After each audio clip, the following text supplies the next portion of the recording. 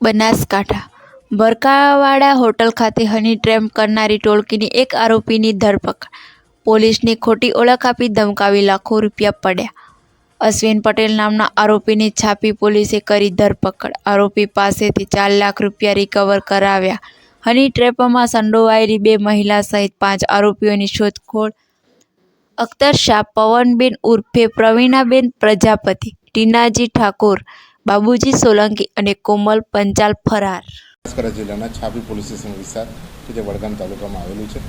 આ વિસ્તારમાં ગત તારીખ 15/10ના રોજ જે ફરિયાદી છે મહેશભાઈ ધર્માજી જાતે સોલંકી, તેઓએ પોલીસ સ્ટેશનમાં આવીને ફરિયાદ દાખલ કરાવી હતી અને જેમાં જાહેરાત આપી હતી કે એ જ્યારે બરકાવાડા સ્થિત દર્શન હોટલમાં હાજર હતા તે ટાઈમે તેમના સાથે હની ટ્રેપનો એક બનાવ બન્યો હતો।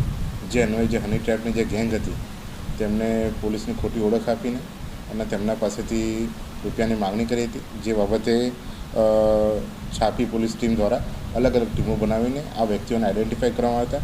આ આઈડેન્ટિફાઈ કરીને જે અલગ અલગ ટીમ જે આમાં અલગ અલગ જગ્યાએ શોધખોળ કરી રહી હતી તે દરમિયાન અમને અશ્વિન કુમાર અમૃતભાઈ જાતે પટેલ, જે પોતે શિક્ષક છે, તેઓ એક આરોપી તરીકે અમને મળી આવેલા હતા। જે બાબતે તેમના પાસેથી 4 લાખ રૂપિયા પણ અમે રિકવર કર્યા છે।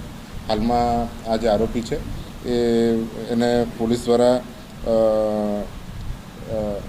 કસ્ટડીમાં લેવામાં આવેલ છે। તે ઉપરાંત બીજા જે અન્ય જે આરોપીઓ છે, જે અખ્તર શાહ, રજબ શાહ ફકીર, પવનબેન ઉર્ફે પ્રવીણાબેન સુરેશભાઈ પ્રજાપતિ, ટીનાજી બાબુજી ઠાકોર, બાબુભાઈ રતિભાઈ સોલંકી અને કોમલબેન પંચાલ, આ તમામ આરોપીઓને હાલ પોલીસ દ્વારા અલગ અલગ ટીમ બનાવીને શોધખોળ ચાલુ છે। જેમાં માન્ય એસપી સાહેબને અને માન્ય રેન્જ આઈજી સાહેબની સૂચના અન્વયે ટેકનિકલ ટીમનો પણ અમે સહારો લઈ રહ્યા છે।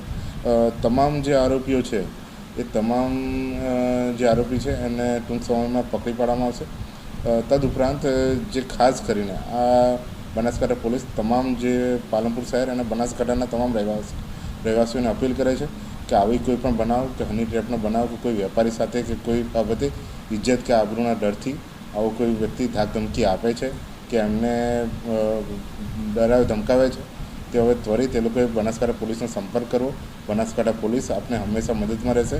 કોઈ જગ્યાએ આપણે કોઈ ખોટી ઓળખ, કોઈ અધિકારીને ખોટી ઓળખ આપીને કોઈ આપણી પાસે ચીટિંગ કરવા માટે કે એ માટે આ દિવાળીનો સમય છે એ ટાઈમે કોઈ વ્યક્તિ આપને પ્રલોભન લાલચ પણ આપે છે તો પણ આપ બનાસકાંઠા પોલીસનો આપ સીધો સંપર્ક કરી શકો છો। આભાર।